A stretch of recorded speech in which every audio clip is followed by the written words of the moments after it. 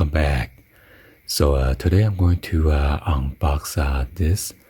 These are the Detroit axles rotors and brake pads that I previously purchased from Amazon. So I was chatting with the customer representative and saying that the rotor was making some kind of weird noise when it was braking toward the end. And they told me to contact the vendor, and then the vendor asked me if I did the brake procedure. So I guess when you install the brand new brake pads and brand new rotors, you are supposed to do the brake-in procedure. I think you're supposed to drive in like 35 to 45 miles and then brake down to like 15 miles per hour. And then you're going to do that for like 6 to 8 times. And after that, you need to drive like a higher speed, 55 to 60, and then brake down to like 15 mile again. You're going to do that for probably like 3 to 6 times. And you're supposed to do it with the aggressive braking. And after that, you're going to drive it for like 5 to 10 minutes. Let the rotors cool off. I guess the aim is to transfer from the brake pads to the rotor to sandwich together, so there's no rough surface or something like that. So I don't know. After you drive the cooling period, you're supposed to let the car sit and then do that for like 4 to 500 miles. I went back to the Amazon and checked out the listing again, and somehow it's not slotted rotors. So hopefully they send me the correct one instead of the regular one. So anyway, let's go and then unbox it. By the way, this video is not sponsored by this company. And Amazon created like a return label, so I will need to take out the old one and return it.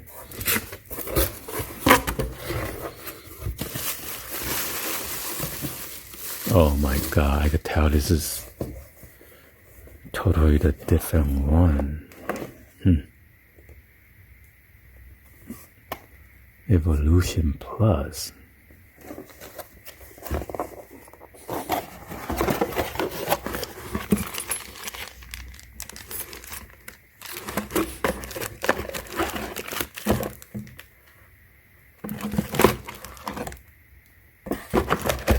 So yeah, this is totally different one. So let's see.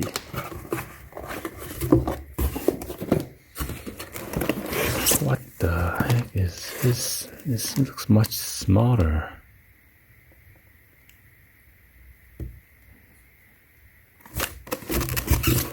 Oh my god.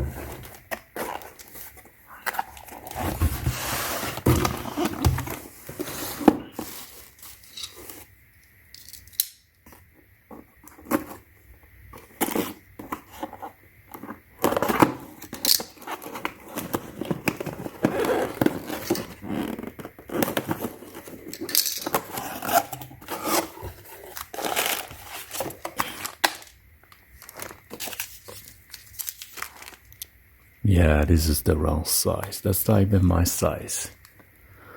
Oh my god, and then it's not slotted.